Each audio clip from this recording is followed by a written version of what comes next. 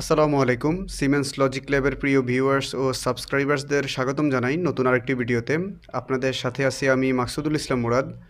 আমাদের আজকের ভিডিও মূলত পিএলসির ইনপুট ও আউটপুট ডিভাইসগুলো নিয়ে। তাছাড়া আমরা আরও জানব ডিজিটাল ও অ্যানালগ সিগন্যাল কী ও কীভাবে কাজ করে তা সম্পর্কে। তাহলে চলুন শুরু করি। প্রথমে আসি ডিজিটাল সিগন্যাল নিয়ে। আমাদের যদি কেউ প্রশ্ন করে ডিজিটাল সিগন্যাল কী, তাহলে আমরা এর উত্তরে বলতে পারি যে সিগন্যাল মূলত ইলেকট্রিক্যাল সিগন্যালকে লজিক্যাল বিট প্যাটার্ন 0 অথবা 1-এ পরিবর্তন করে, বা যা শুধুমাত্র একটি অবস্থাতেই অবস্থান করে থাকে। যেটা আমরা ডিজিটাল সিগন্যালের যে গ্রাফটা আছে আমাদের সামনে, এই গ্রাফটা দেখলে আমরা বুঝতে পারতেছি এটা হয়তোবা ট্রু থাকবে, নইলে ফলস থাকবে, হাই থাকবে নইলে লো থাকবে, অন অথবা অফ থাকবে, বা হয় একবার ওপেন থাকবে নইলে ক্লোজ থাকবে। এর কারণটা হচ্ছে পিএলসিটির ডিজিটাল সিগন্যাল মাত্র 1 বিট ডাটা দখল করে, বিপরীত দিকে অ্যানালগ সিগন্যাল 12 বা 13 বিট জায়গা দখল করে। যেটা আমরা অ্যানালগ সিগন্যালের গ্রাফ দেখলে আমরা আরেকটা জিনিস খেয়াল করতেছি, অ্যানালগ সিগন্যাল সবসময় পরিবর্তন হতেছে, সময়ের সাথে সাথে পরিবর্তন হতেছে। তাহলে আমরা অ্যানালগ সিগন্যালের সংজ্ঞাটা এভাবে বলতে পারি যে এই সিগন্যাল মূলত সময়ের সাথে সাথে পরিবর্তনশীল ভ্যালু দেয়, তাকে আমরা অ্যানালগ সিগন্যাল বলতে পারি। আমরা যদি এটাকে কারেন্টের দিক বিবেচনা করে বলি, এটা 0 to 20 মিলি অ্যাম্পিয়ার আমাদেরকে দিতে পারে, বা 4 to 20 মিলি অ্যাম্পিয়ারও দিতে পারে। আর যদি ভোল্টেজের দিক বিবেচনা করে বলি, তাহলে এটা 1 to 5 ভোল্ট অথবা 0 to 10 ভোল্ট হতে পারে। অ্যানালগ সিগন্যালের এই পরিবর্তনশীল অবস্থার কারণে বা এক জায়গায় ফিক্সড না থাকার কারণে, সময় সময় পরিবর্তন হওয়ার কারণে একে কন্টিনিউয়াস সিগন্যালও বলা হয়ে থাকে। আর বিপরীত দিকের ডিজিটাল সিগন্যাল সবসময় ফিক্সড অবস্থায় থাকার কারণে আমরা এটাকে ডিসক্রিট সিগন্যালও বলে থাকি। তাহলে ডিজিটাল সিগন্যাল কি, অ্যানালগ সিগন্যাল কি, আমরা এই সম্পর্কে মোটামুটি একটা ধারণা পেয়েছি। এখন আমরা আসবো তাহলে পরবর্তী স্লাইডে। এই স্লাইডে আমরা এখন দেখতে পাচ্ছি এক পাশে আছে আমাদের ইনপুট ডিভাইস, আর অপোজিট পাশে আছে আমাদের আউটপুট ডিভাইস। তো প্রথমে ইনপুট ডিভাইস নিয়ে আসি। ইনপুট ডিভাইসের মধ্যে আছে এখানে আমাদের পুশ বাটন, তারপরে আছে প্রক্সিমিটি সেন্সর, তারপরে আছে লিমিট সুইচ, তারপরে আছে এনকোডার। তো আমরা প্রথমে পুশ বাটন নিয়ে শুরু করি। পুশ বাটন কী করে, প্রথমে এক্সটার্নালি একটা পাওয়ার নিয়ে রাখে বাহির থেকে। নেওয়ার পরে যখন আমরা পুশ বাটনটাকে প্রেস করি বা চাপ দেই, তখন সে কী করে, পাওয়ারটা পাস করে কোথায় দেয়, সে পিএলসির ইনপুটে দেয়। ইনপুট তখন কী করে, সেটাকে ডিটেক্ট করে সুইচিং করে এবং প্রোগ্রাম এক্সিকিউশন করে। ঠিক সেম একইভাবে আমরা এই পাশে প্রক্সিমিটি সেন্সরের বেলাও দেখতে পারি। আমরা আগেই জানছি আমাদের প্রক্সিমিটি সেন্সর কী করে, ব্ল্যাক কেবলের মাধ্যমে আমাদেরকে ফিডব্যাকটা দেয়। শুধুমাত্র প্রক্সিমিটি কেবলের ব্ল্যাক কেবলটাই আমার পিএলসির ইনপুটের যে কোনো একটা বিটের মধ্যে আসবে, যে কোনো একটা অ্যাড্রেসে আসবে। এই যখন আমার মেটালটা ডিটেক্ট করবে, তখন সে কী করবে, আমার ব্ল্যাক কেবল থেকে যে পালসটা আসছে সেটাকে সে রিড করবে। রিড করার মাধ্যমে আমার লজিক অনুসারে সে এক্সিকিউশন করবে প্রোগ্রামের। তারপরে এই লিমিট সুইচের দিকে তাকালো, ঠিক সেম, যখন আমরা লিভারটা কাটবে, তখন আমার কি করবে, সে ইনপুটকে সিগন্যাল দিবে একটা, তখন আমার ইনপুট লজিক হিসাবে আমার কাজ করতে থাকবে। সবশেষে আমরা যদি এখন এনকোডারের দিকে তাকাই, এনকোডার আমাদের একটু ভিন্ন টাইপ ডাটা প্রোভাইড করতেছে। কীরকম, আমাদেরকে এনকোডার পালস দিচ্ছে। সে কী করতেছে, যখন আমাদের মোটরটা ঘুরে আরপিএম বা রেভলিউশন পার মিনিট, তো এনকোডার কী করে, প্রতি রেভলিউশনে আমাদেরকে পালস দিচ্ছে। তো এটা আসলে ডিপেন্ড করে ম্যানুফ্যাকচারার বা কোম্পানির উপরে। তারা কী করে, এক এক এনকোডারে এক এক রকম পালস আমাদেরকে প্রোভাইড করে। কোনো এনকোডার আমাদেরকে প্রতি রেভলিউশনে আমাদেরকে 1000 পালস দেয়, কোনোটা আবার 2500 পালস দেয়, বা কোনোটা আরও বেশি 10,000, কোনোটা 1,00,000। এটা আসলে ডিপেন্ড করে হচ্ছে আমাদের প্রয়োজনের উপরে, বা আমাদের কত নিখুঁত, কত দ্রুত ডাটা দরকার হয় বা সিগন্যালের প্রয়োজন হয় তার উপর ডিপেন্ড করে।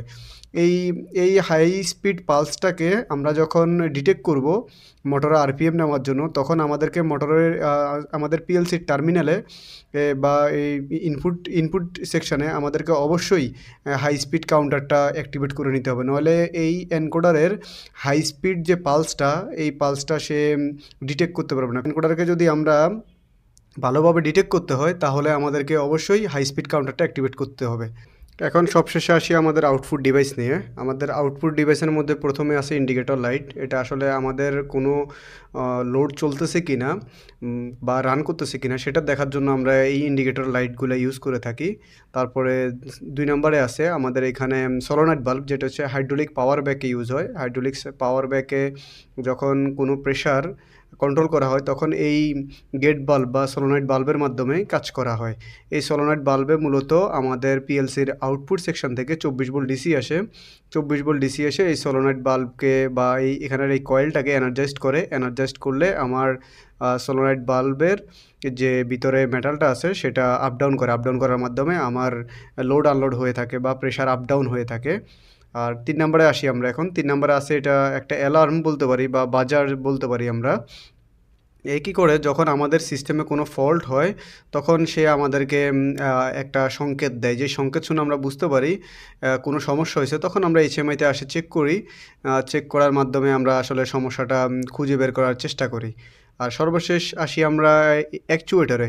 এই অ্যাকচুয়েটরটার কাজ কি? যখন আমাদের হাইড্রোলিক পাওয়ার সিস্টেম কাজ করে, যদি কোনো কারণে পাওয়ার লস হয় তখন সেই ক্ষেত্রে সেই প্রেশারটাকে, হাইড্রোলিকের প্রেশারটাকে ধরে রাখার জন্য আমরা এই অ্যাকচুয়েটরটা ইউজ করি।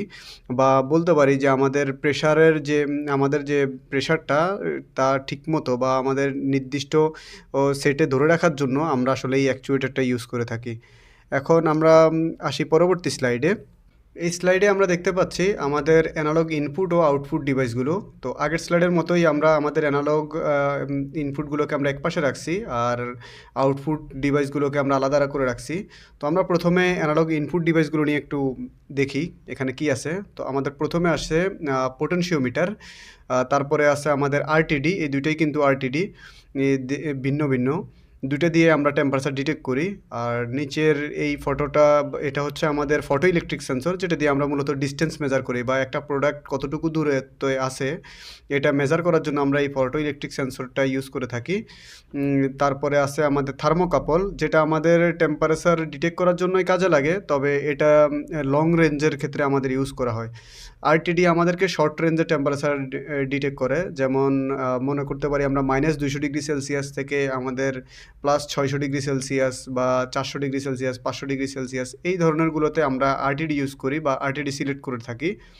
আর যখন আমাদের আরও বেশি দরকার অ্যাকুরেসি বা একটা মেটালের দুই প্রান্তের বা আমরা মাঝখানে টেম্পারেচারটা দেখার দরকার হয়, তখন আমরা এই থার্মোকাপলটা ইউজ করি। থার্মোকাপলের ডিটেকশন রেঞ্জ হচ্ছে -250 ডিগ্রি সেলসিয়াস থেকে বা 300 ডিগ্রি বা 800 ডিগ্রি সেলসিয়াস থেকে ম্যাক্সিমাম 1500 ডিগ্রি 2200 ডিগ্রি সেলসিয়াস পর্যন্ত হয়ে থাকে বা তারও বেশি হয়ে থাকে। এটা আসলে ডিপেন্ড করে হচ্ছে আমাদের ঠিক কতটুকু রেঞ্জ মেজার করা দরকার তার উপরে। তার উপরে আমরা এই থার্মোকাপলটা সিলেক্ট করে থাকি। তো আমরা এখানে আরেকটা বিষয় জানি এখন, আমাদেরকে এই অ্যানালগ ডিভাইসগুলো, ইনপুট ডিভাইসগুলো আমাদেরকে ভিন্ন ভিন্ন ডাটা প্রোভাইড করে। এই জন্য আমরা যখন অ্যানালগ ডিভাইস সিলেক্ট করব বা অ্যানালগ মডিউল সিলেক্ট করব, তখন আমাদেরকে অবশ্যই খেয়াল রাখতে হবে আমরা কোন ধরনের অ্যানালগ এই মডিউলগুলো সিলেক্ট করতেছি। মনে করি আমাদের এই পোটেনশিওমিটারটা হচ্ছে 10K ওহমের একটা পোটেনশিওমিটার। কী করে, যখন আমার এই পোটেনশিওমিটারের মধ্যে আমরা 10 ভোল্ট সাপ্লাই দেই, তখন এর ভিতরে 10K মানে 10,000 ওহমের রেঞ্জের একটা রেজিস্ট্যান্স লাগানো আছে। যখন আমরা এই নবটা ঘুরাই তখন আমাদের কারেন্ট প্রবাহকে এই রেজিস্ট্যান্স বাধা প্রদান করে। তো বাধা প্রদান করার মাধ্যমে কি করে, আমাদের আউটপুটে ভোল্টেজ আমাদের কম বেশি হতে থাকে, যেটা আমরা ডিটেক্ট করে বা যেটা আমরা মেজার করার মাধ্যমে বা আমাদের সিস্টেমে কতটুকু লাগবে সেই হিসাবে আমরা চালাই। তার মানে আমরা একটা জিনিস খেয়াল রাখতে হবে, আমাদের পোটেনশিওমিটার আমাদেরকে কি করতেছে, আউটপুটে ভোল্টেজ প্রোভাইড করতেছে। অ্যানালগ আউটপুট বা অ্যানালগ আউটপুট আমাদেরকে ভোল্টেজ প্রোভাইড করতেছে। আর যদি আমরা আরটিডিতে খেয়াল করি, এই আরটিডির উপরের যে দুইটা প্রথম এখানে এই দুটো আমাদেরকে কি করতেছে, আমাদেরকে রেজিস্ট্যান্স দিতেছে, মানে সিগনালে আমাদের পোটেনশিওমিটার আমাদেরকে কি করতেছে, সিগনালে ভোল্টেজ দিচ্ছে, কিন্তু আরটিডি আমাদেরকে সিগন্যাল হিসেবে পাঠাচ্ছে হচ্ছে রেজিস্ট্যান্স। যেই রেজিস্ট্যান্সটা মেজার করে আমরা আসলে নির্ধারণ করি যে আমাদের এখন টেম্পারেচার কত আছে। তো এটা ঠিক বুঝাতে গেলে এরকমভাবে বুঝাতে হয়, 0 ডিগ্রি টেম্পারেচারে আমাদের 100 ওহম আমাদেরকে রেজিস্ট্যান্স দিয়ে থাকে। এবার এখন যদি আমার যত টেম্পারেচার বাড়বে আমার রেজিস্ট্যান্স তত বাড়তে থাকবে, আর যত টেম্পারেচার কমবে তত রেজিস্ট্যান্স কমার দিকে আসতে থাকবে। এই আপ ডাউন ভ্যালুটাকে আমরা মেজার করার জন্যই আমাদের এই আরটিডিটা ব্যবহার করা হয়। তাহলে আমাদেরকে মনে রাখতে হবে আরটিডি আমাদেরকে রেজিস্ট্যান্স সিগন্যাল দিয়ে থাকে। এই জন্য আমাদের এই অ্যানালগ সিগন্যাল বা অ্যানালগ মডিউলটা আমাদেরকে রেজিস্ট্যান্স টাইপ বা রেজিস্ট্যান্স রিড করে এরকম মডিউল আমাদেরকে সিলেক্ট করতে হবে। আর ফটো ইলেকট্রিক সেন্সরের ক্ষেত্রেও এটা কারেন্ট টাইপও হইতে পারে, ভোল্টেজ টাইপও হইতে পারে। এটা আসলে আমাদের যেটা প্রয়োজন আমরা ওইটাই নেব। আর এই থার্মোকাপলটা একটু ডিফারেন্ট। থার্মোকাপল আমাদেরকে কি করে মিলি ভোল্ট মানে একদম খুব কম মাত্রায় ভোল্টেজ প্রোভাইড করে থাকে। এখন আসি আমরা আমাদের অ্যানালগ আউটপুট ডিভাইসে। আমাদের অ্যানালগ আউটপুট ডিভাইসে আমরা খুব সহজে যেটা আমরা ইন্ডাস্ট্রিতে সবচেয়ে বেশি দেখি সেটা হচ্ছে ভিএফডি। ভিএফডি কী করে ফ্রিকোয়েন্সির মাধ্যমেও কাজ করে, আবার এখন অনেক আপগ্রেড ভিএফডি আসছে যেগুলো ভোল্টেজ কন্ট্রোল করেও কাজ করে বা কারেন্ট কন্ট্রোল করেও কাজ করে। তবে আমরা সচরাচর যেই ভিএফডিগুলো দেখি বেশিরভাগই হচ্ছে ফ্রিকোয়েন্সি কন্ট্রোল করে আমরা মোটরের আরপিএম কন্ট্রোল করে থাকি। এটা ভ্যারিয়েবল মানে হচ্ছে আমাদের আরপিএম বা মোটরের যে স্পিডটা গতিটা কখনো আমরা দেখা গেছে 600 আরপিএমে রাখি, কখনো 900 আরপিএমে রাখি, কখনো বা 1500 আরপিএম। এটা যখন আমাদের যা প্রয়োজন ওই হিসেবে আমরা সেট করার কারণে আমাদের এটা ভ্যালুটা ভ্যারি করতেছে। যার কারণে আমরা এটাকে অ্যানালগ আউটপুটে রাখতেছি, কারণ আমরা আগেই বলছি আমাদের অ্যানালগ আউটপুট ডিভাইস বা অ্যানালগ ইনপুট ডিভাইস এটা কখনো স্টেবল থাকে না। এটা সবসময় আমাদেরকে ভ্যারিয়েবল ডেটা প্রোভাইড করে, যার কারণে আমরা এটাকে অ্যানালগ সিগন্যাল বলে থাকি। তারপরে আমরা এখানে দেখতে পাচ্ছি ফ্লো বাল্ব বা ওয়াটার ফ্লো বাল্ব, কেউ কেউ বলে হচ্ছে পজিশনার, যেটা দিয়ে আমরা হচ্ছে পানি কতটুকু যাবে, কতটুকু আমাদের সিস্টেমে যাবে সেই জিনিসটা নিয়ন্ত্রণ করে এই অ্যানালগ সিগন্যালের মাধ্যমে। তো এটা মূলত দুই ধরনের সিগন্যাল আমাদেরকে রিসিভ করায়, একটা হচ্ছে কারেন্ট সিগন্যাল আর একটা হচ্ছে ভোল্টেজ সিগন্যাল। কারেন্টের ক্ষেত্রে যখন হয় তখন কিছু আউটপুট ডিভাইস আমাদের অ্যানালগ আউটপুট ডিভাইস আমাদেরকে 0 থেকে 20 মিলি অ্যাম্পিয়ার ডাটা রিসিভ করার মাধ্যমে কাজ করে, আবার কিছু আছে 4 to 20 মিলি অ্যাম্পিয়ার। বর্তমানে 4 to 20 মিলি অ্যাম্পিয়ারের যে ডাটা প্রোভাইড করতেছে সেই ধরনের আমরা আউটপুট বা অ্যানালগ ডিভাইসগুলো আমরা বেশি ব্যবহার করতেছি। এর যথেষ্ট কারণ আছে, এটা নিয়ে আমি আলাদা একটা ভিডিও বানাবো, সেই ভিডিওতে আমরা আরও বিস্তারিত জানবো কেন আমরা 0 থেকে 20 মিলি অ্যাম্পিয়ারের ডিভাইস ইউজ না করে আমরা 4 to 20 মিলি অ্যাম্পিয়ারের আমরা ডিভাইসগুলো ইউজ করি। এখন আমরা নিচে আরও কয়েকটা আছে, যে আমার এখানে জায়গা স্বল্পতার কারণে আমি আসলে ছবিটা অ্যাড করতে পারি নাই। আপনারা গুগল সার্চ করে দেখে নিতে পারেন। আমাদের অ্যানালগ আউটপুটে আরও অনেক ধরনের ডিভাইস আমরা ইউজ করতে পারি, সেগুলো হচ্ছে প্রেশার মিটার। আমরা আমাদের সিস্টেমে কতটুকু প্রেশার আছে সেটা দেখার জন্য আমরা প্রেশার মিটার ইউজ করতে পারি, বা আমার টেম্পারেচার কতটুকু আসছে সেটা দেখার জন্য আমরা টেম্পারেচার মিটার লাগাইতে পারি। তারপর ওয়াটার লেভেল দেখার জন্য আমরা ওয়াটার লেভেল মিটার লাগাইতে পারি। এরকম অনেক আছে। যখন আমরা কাজ করব প্র্যাকটিক্যালি তখন আমরা আমাদের রিকোয়ারমেন্ট হিসাবে আমরা এই ডিভাইসগুলো সিলেক্ট করব। তো দেখতে দেখতে আমরা আমাদের ভিডিওর একদম শেষে চলে আসছি। আমি আপনাদেরকে বোঝানোর চেষ্টা করছি যে ডিজিটাল সিগন্যাল কী বা অ্যানালগ সিগন্যাল কী, বা আমি এখানে অল্প সংখ্যক কিছু ডিজিটাল এবং অ্যানালগ ইনপুট ও আউটপুট ডিভাইস নিয়ে আমি আলোচনা করছি। আপনারা যদি এর মধ্যে কোনো কিছু না বুঝে থাকেন আমাকে কমেন্ট করে জানাতে পারেন। আমি চেষ্টা করব আমার জানার মধ্যে যতটুকু আছে আপনাদেরকে সঠিক তথ্য দিয়ে উত্তরগুলো করার জন্য। আর এর মধ্যে যদি আমি মিস ইনফরমেশন দিয়ে থাকি আপনারা আশা করি ক্ষমা সুন্দর দৃষ্টিতে দেখবেন। তাও আপনারা কমেন্টে আমাকে জানাতে পারেন যে আমি কোথায় ভুল করছি, তাহলে আমি আমার ভুলগুলো শুধরে নেব। তো আর দেরি করব না, আমার পরবর্তী ভিডিও দেখার আমন্ত্রণ জানিয়ে আজকের মতো এখানেই শেষ করছি। আপনারা ততদিন পর্যন্ত ভালো থাকুন, সুস্থ থাকুন। আল্লাহ হাফেজ।